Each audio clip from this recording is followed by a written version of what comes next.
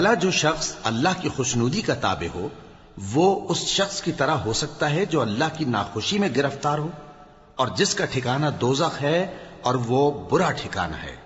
سب لوگوں کے اللہ کے ہاں مختلف درجے ہیں اور اللہ ان کے سب اعمال دیکھ رہا ہے۔ اللہ نے مومنوں پر یقیناً احسان کیا ہے کہ ان میں انہی میں سے ایک پیغمبر بھیجے جو ان کو اللہ کی آیتیں پڑھ پڑھ کر سناتے اور ان کو پاک کرتے اور انہیں کتاب و حکمت کی تعلیم دیتے ہیں، اور پہلے تو یہ لوگ کھلی گمراہی میں تھے۔ بھلا یہ کیا بات ہے کہ جب احد کے دن کفار کے ہاتھ سے تم پر مصیبت واقع ہوئی، حالانکہ جنگ بدر میں اس سے دگنی مصیبت تمہارے ہاتھ سے ان پر پڑ چکی ہے، تو تم کہنے لگے کہ یہ آفت ہم پر کہاں سے آ پڑی؟ کہہ دو کہ یہ تمہاری ہی شامت اعمال ہے کہ تم نے پیغمبر کے حکم کے خلاف کیا، بے شک اللہ ہر چیز پر قادر ہے۔ اور جو مصیبت تم پر دونوں جماعتوں کے مقابلے کے دن واقع ہوئی سو اللہ کے حکم سے واقع ہوئی، اور اس سے یہ مقصود تھا کہ اللہ مومنوں کو اچھی طرح معلوم کر لے اور منافقوں کو بھی معلوم کر لے۔ اور جب ان سے کہا گیا کہ آؤ اللہ کے رستے میں جنگ کرو یا کافروں کے حملوں کو روکو، تو کہنے لگے کہ اگر ہم کو لڑائی کی خبر ہوتی تو ہم ضرور تمہارے ساتھ رہتے۔ یہ اس دن ایمان کی نسبت کفر سے زیادہ قریب تھے، منہ سے وہ باتیں کہتے ہیں جو ان کے دل میں نہیں ہیں، اور جو کچھ یہ چھپاتے ہیں اللہ اس سے خوب واقف ہے۔ یہ خود تو جنگ سے بچ کر بیٹھ ہی رہے تھے، مگر جنہوں نے اللہ کی راہ میں جانیں قربان کر دیں اپنے ان بھائیوں کے بارے میں بھی کہتے ہیں کہ اگر ہمارا کہا مانتے تو قتل نہ ہوتے۔ کہہ دو کہ اگر سچے ہو تو اپنے اوپر سے موت کو ٹال دینا۔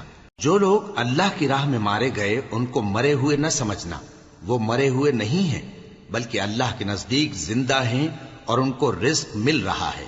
جو کچھ اللہ نے ان کو اپنے فضل سے بخش رکھا ہے اس میں خوش ہیں، اور جو لوگ ان کے پیچھے رہ گئے اور شہید ہو کر ان میں شامل نہیں ہو سکے ان کی نسبت خوشیاں منا رہے ہیں کہ قیامت کے دن ان کو بھی نہ کچھ خوف ہوگا اور نہ وہ غمناک ہوں گے، اور اللہ کے انعامات اور فضل سے خوش ہو رہے ہیں، اور اس سے کہ اللہ مومنوں کا اجر ضائع نہیں کرتا جنہوں نے باوجود زخم کھانے کے اللہ اور رسول کے حکم کو قبول کیا۔ جو لوگ ان میں نیکوکار اور پرہیزگار ہیں ان کے لیے بڑا ثواب ہے۔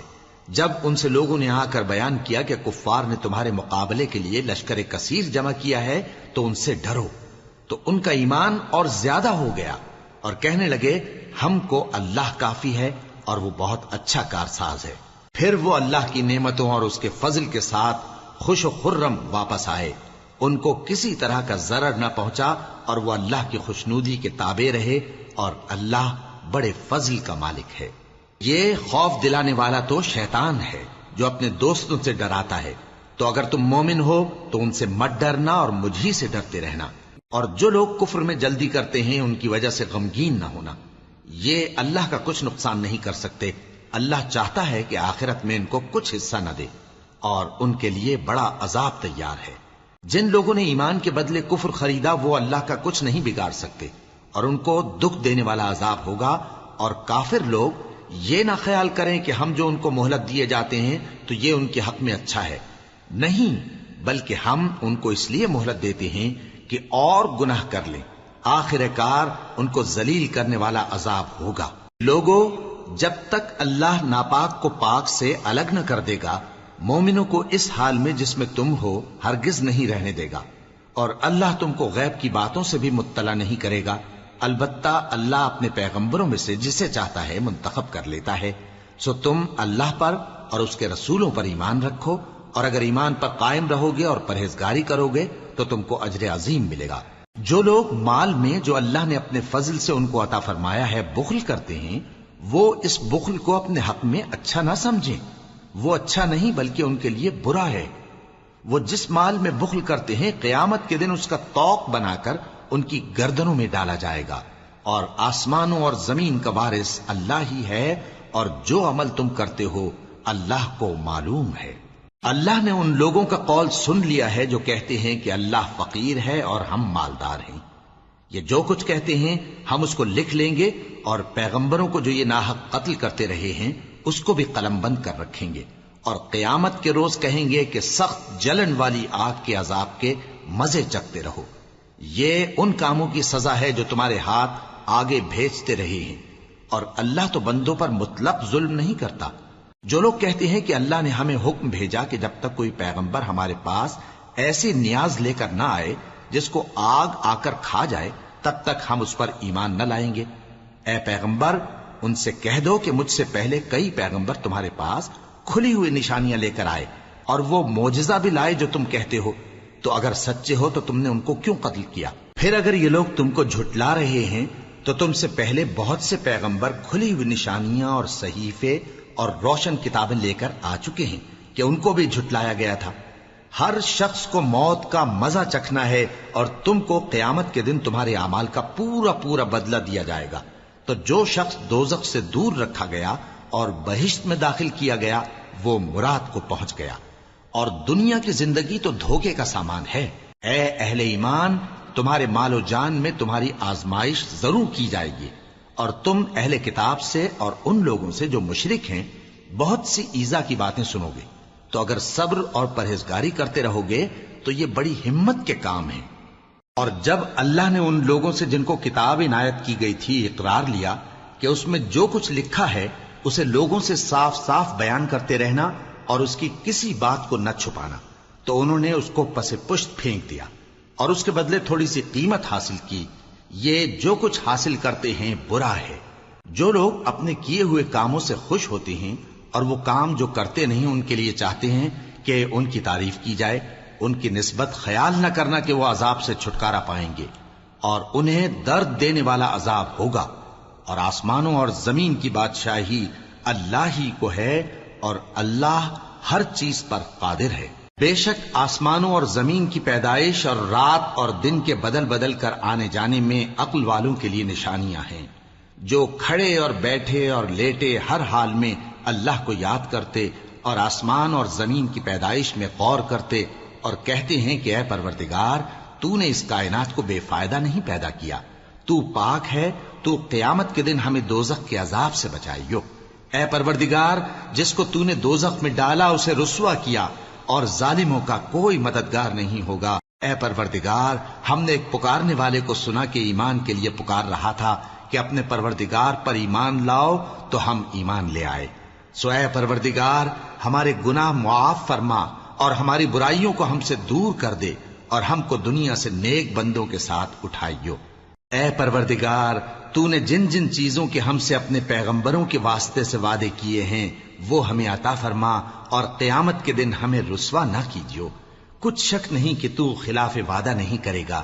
تو ان کے پروردگار نے ان کی دعا قبول کر لی اور فرمایا کہ میں کسی عمل کرنے والے کے عمل کو مرد ہو یا عورت ضائع نہیں کرتا۔ تم ایک دوسرے کے ہم جنس ہو، تو جو لوگ میرے لیے وطن چھوڑ گئے اور اپنے گھروں سے نکالے گئے اور ستائے گئے اور لڑے اور قتل کیے گئے، میں ان کے گناہ دور کر دوں گا اور ان کو بہشتوں میں داخل کروں گا جن کے نیچے نہریں بہ رہی ہیں۔ یہ اللہ کے ہاں سے بدلہ ہے اور اللہ کے ہاں اچھا بدلہ ہے۔ اے پیغمبر کافروں کا شہروں میں ٹھاٹھ سے گھومنا تمہیں دھوکہ نہ دے، یہ دنیا کا تھوڑا سا فائدہ ہے، پھر آخرت میں تو ان کا ٹھکانہ دوزخ ہے اور وہ بری جگہ ہے۔ لیکن جو لوگ اپنے پروردگار سے ڈرتے رہے ان کے لیے باغ ہیں جن کے نیچے نہریں بہ رہی ہیں، اور وہ ان میں ہمیشہ رہیں گے۔ یہ اللہ کے ہاں سے ان کی مہمانی ہے، اور جو کچھ اللہ کے ہاں ہے وہ نیکوکاروں کے لیے بہت اچھا ہے۔ اور بعض اہل کتاب ایسے بھی ہیں جو اللہ پر اور اس کتاب پر جو تم پر نازل ہوئی اور اس پر جو ان پر نازل ہوئی ایمان رکھتے ہیں، اور اللہ کے آگے عاجزی کرتے ہیں، اور اللہ کی آیتوں کے بدلے تھوڑی سی قیمت نہیں لیتے۔ یہی لوگ ہیں جن کا صلہ ان کے پروردگار کے ہاں تیار ہے، اور اللہ جلد حساب لینے والا ہے۔ اے اہل ایمان کفار کے مقابلے میں ثابت قدم رہو اور استقامت رکھو اور مورچوں پر جمے رہو، اور اللہ سے ڈرو تاکہ مراد حاصل کرو۔ شروع اللہ کا نام لے کر جو بڑا مہربان نہایت رحم والا ہے۔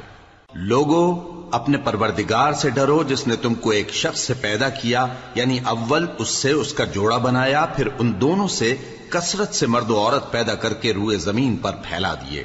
اور اللہ سے ڈرو جس کے واسطے سے تم ایک دوسرے سے حقوق کا مطالبہ کرتے ہو، اور قطع رحمی سے بچو۔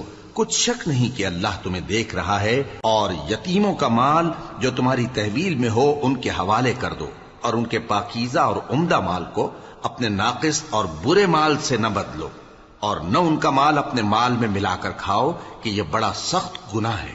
اور اگر تم کو اس بات کا خوف ہو کہ یتیم لڑکیوں کے بارے میں انصاف نہ کر سکو گے تو ان کے سوا جو عورتیں تم کو پسند ہوں 2-2 یا 3-3 یا 4-4 ان سے نکاح کر لو. اور اگر اس بات کا اندیشہ ہو کہ کئی عورتوں سے انصاف نہ کر سکو گے تو ایک ہی عورت سے نکاح کرو یا باندی سے تعلق رکھو جس کے تم مالک ہو. اس طرح تم بے انصافی سے بچ جاؤ گے. اور عورتوں کو ان کے مہر خوشی سے دے دیا کرو. ہاں اگر وہ اپنی خوشی سے اس میں سے کچھ تم کو چھوڑ دیں تو اسے مزے سے کھا لو. اور کم عقلوں کو ان کا مال جسے اللہ نے تم لوگوں کے لیے سبب معیشت بنایا ہے مت دو. ہاں اس میں سے ان کو کھلاتے اور پہناتے رہو اور ان سے معقول بات کہتے رہو. اور یتیموں کو بالغ ہونے تک کام کاج میں مصروف رکھو اور جانچتے رہو. پھر بالغ ہونے پر اگر ان میں عقل کی پختگی دیکھو تو ان کا مال ان کے حوالے کر دو، اور اس خوف سے کہ وہ بڑے ہو جائیں گے یعنی بڑے ہو کر تم سے اپنا مال واپس لے لیں گے اس کو فضول خرچی اور جلدی میں نہ اڑا دینا. اور جو شخص آسودہ حال ہو اس کو ایسے مال سے قطعی طور پر پرہیز رکھنا چاہیے، اور جو ضرورت مند ہو وہ مناسب طور پر یعنی بقدر خدمت کچھ لے لے. اور جب ان کا مال ان کے حوالے کرنے لگو تو گواہ کر لیا کرو. اور حقیقت میں تو اللہ ہی گواہ اور حساب لینے والا کافی ہے. جو مال ماں باپ اور رشتہ دار چھوڑ مریں تھوڑا ہو یا بہت اس میں مردوں کا بھی حصہ ہے اور عورتوں کا بھی. یہ حصے اللہ کے مقرر کیے ہوئے ہیں. اور جب میراث کی تقسیم کے وقت غیر وارث رشتہ دار اور یتیم اور نادار لوگ آ جائیں تو ان کو بھی اس میں سے کچھ دے دو اور ان سے معقول بات کہو.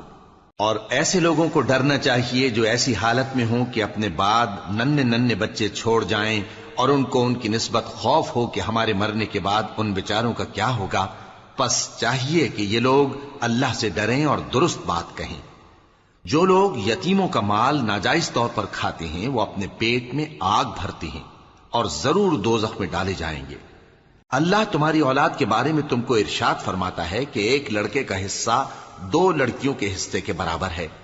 اور اگر اولاد میت صرف لڑکیاں ہی ہوں یعنی 2 یا 2 سے زیادہ تو کل ترکے میں ان کا 2/3 ہے. اور اگر صرف ایک لڑکی ہو تو اس کا نصف ہے. اور میت کے ماں باپ کا یعنی دونوں میں سے ہر ایک کا ترکے میں 6واں حصہ ہے بشرطے کہ میت کی اولاد ہو. اور اگر اولاد نہ ہو اور صرف ماں باپ ہی اس کے وارث ہوں تو 1/3 ماں کا حصہ ہے. اور اگر میت کے بھائی بھی ہوں تو ماں کا 6واں حصہ ہوگا. اور یہ تقسیم ترکہ میت کی وصیت کی تعمیل کے بعد جو اس نے کی ہو یا قرض کے ادا ہونے کے بعد جو اس کے ذمے ہو عمل میں آئے گی. تم کو معلوم نہیں کہ تمہارے باپ دادوں اور بیٹوں اور پوتوں میں سے فائدے کے لحاظ سے کون تم سے زیادہ قریب ہے. یہ حصے اللہ کے مقرر کیے ہوئے ہیں اور اللہ سب کچھ جاننے والا ہے، حکمت والا ہے.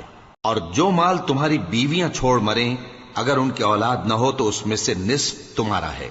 پھر اگر ان کی اولاد ہو تو ترکے میں تمہارا حصہ 1/4 ہے. لیکن یہ تقسیم وصیت کی تعمیل کے بعد جو انہوں نے کی ہو یا قرض کے ادا ہونے کے بعد جو ان کے ذمے ہو کی جائے گی. اور جو مال تم مرد چھوڑ مرو اگر تمہارے اولاد نہ ہو تو تمہاری بیویوں کا اس میں 1/4 حصہ ہے. پھر اگر تمہاری اولاد ہو تو ان کا 8واں حصہ ہے. یہ حصے تمہاری وصیت کی تعمیل کے بعد جو تم نے کی ہو اور ادائے قرض کے بعد تقسیم کیے جائیں گے. اور اگر ایسے مرد یا عورت کی میراث ہو جس کے نہ باپ ہو نہ بیٹا مگر اس کے بھائی یا بہن ہو تو ان میں سے ہر ایک کا 6واں حصہ ہے. اور اگر ایک سے زیادہ ہوں تو سب 1/3 میں شریک ہوں گے. یہ حصے بھی بعد ادائے وصیت و قرض بشرطے کہ ان سے میت نے کسی کا نقصان نہ کیا ہو تقسیم کیے جائیں گے. یہ اللہ کا فرمان ہے اور اللہ نہایت علم والا ہے، بردبار ہے. یہ تمام احکام اللہ کی حدیں ہیں، اور جو شخص اللہ اور اس کے پیغمبر کی فرما برداری کرے گا اللہ اس کو بہشتوں میں داخل کرے گا جن میں نہریں بہ رہی ہیں، وہ ان میں ہمیشہ رہیں گے اور یہ بڑی کامیابی ہے. اور جو اللہ اور اس کے رسول کی نافرمانی کرے گا اور اس کی حدوں سے نکل جائے گا اس کو اللہ دوزخ میں ڈالے گا جہاں وہ ہمیشہ رہے گا اور اس کو ذلت کا عذاب ہوگا. مسلمانوں، تمہاری عورتوں میں جو بدکاری کا ارتکاب کر بیٹھیں ان پر اپنے لوگوں میں سے 4 شخصوں کی شہادت لو. اگر وہ ان کی بدکاری کی گواہی دیں تو ان عورتوں کو گھروں میں بند رکھو یہاں تک کہ موت ان کا کام تمام کر دے. یا اللہ ان کے لیے کوئی اور سبیل پیدا کرے۔ اور جو دو مرد تم میں سے بدکاری کریں تو ان کو ایذا دو، پھر اگر وہ توبہ کر لیں اور نیکوکار ہو جائیں تو ان کا پیچھا چھوڑ دو، بے شک اللہ توبہ قبول کرنے والا ہے، مہربان ہے۔ اللہ انہی لوگوں کی توبہ قبول فرماتا ہے جو نادانی سے بری حرکت کر بیٹھتے ہیں پھر جلد توبہ کر لیتی ہیں، پس ایسے لوگوں پر اللہ توجہ کرتا ہے اور وہ سب کچھ جاننے والا ہے، حکمت والا ہے۔ اور ایسے لوگوں کی توبہ قبول نہیں ہوتی جو ساری عمر برے کام کرتے رہیں، یہاں تک کہ جب ان میں سے کسی کی موت آ موجود ہو تو اس وقت کہنے لگے کہ اب میں توبہ کرتا ہوں۔ اور نہ ان کی توبہ قبول ہوتی ہے جو کفر کی حالت میں مریں۔ ایسے لوگوں کے لیے ہم نے دردناک عذاب تیار کر رکھا ہے۔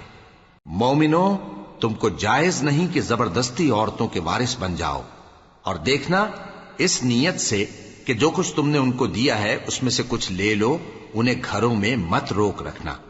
ہاں، اگر وہ کھلے طور پر بدکاری کی مرتکب ہوں تو اور بات ہے، اور ان کے ساتھ اچھی طرح سے رہو سہو۔